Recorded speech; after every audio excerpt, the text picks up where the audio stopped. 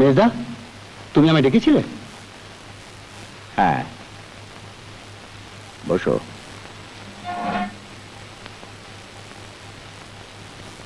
আমার একটু তাড়া আছে, যা বলবার বলো। কথাটা কাউকে বলিনি, আর বলবই বা কাকে? কি কথা? তবে তোমাকে বলাটা প্রয়োজন মনে করছি। সেই মর্টগেজের মামলাটায় আমরা হেরে গেছি, আদালত থেকে ডিক্রি হয়ে গেছে। তার মানে ভারী ক্রোক? হ্যাঁ, টাকা না দিতে পারলে হয়তো তাই। বাহ, সেই ভরসায় তোমার উপরে সমস্ত ছেড়ে দিয়ে আমরা বসেছিলাম। এখন আমি আর কি বলবো? যা ভালো মনে হয় তাই করো। এই কি তোমাদের ওই মা লক্ষ্মীকে অবিশ্বাস করলে নাকি অপঘাতে মৃত্যু হয়? হয়তো। আমার বাবা মারা গিয়েছিলেন লক্ষ্মীর চাতালে, হঠাৎ। উনি কিছু বিশ্বাস করতেন না।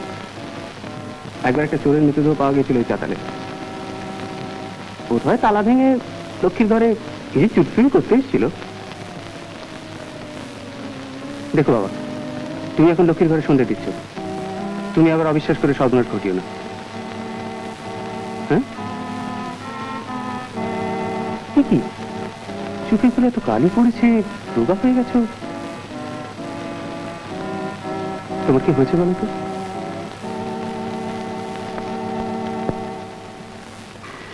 চুড়িতে এত খাদ কেন? খাজ না দিলে কি আর সোনার রং খোলে মা? কাজ তো একটু দিতেই হবে। মা, দিনের দেখলাম সেকেলে লাগছে, দেখো।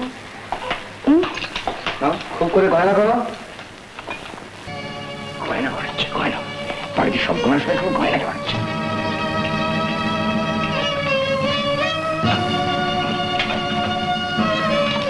কি শুনে কি হলো?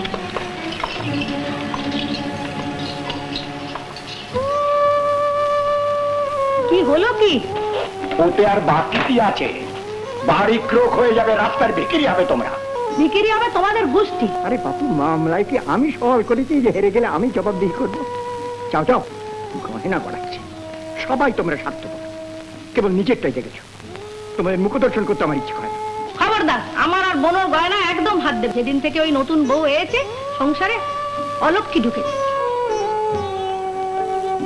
কি যে বলো মা, শুধু শুধু মনিকে কেন দোষ দিচ্ছ? তুই থাম। কাড়ি কাড়ি টাকা খরচ করে মেয়ের বিয়ে দিলাম, বছর ঘুরতে না ঘুরতে শ্বশুর বাড়ি থেকে ফিরে এসে উনি গায়ে হাওয়া লাগাচ্ছেন। এই না এখান থেকে, গয়না করাতে আর যেন কখনো তোমাকে বাড়িতে না দেখি।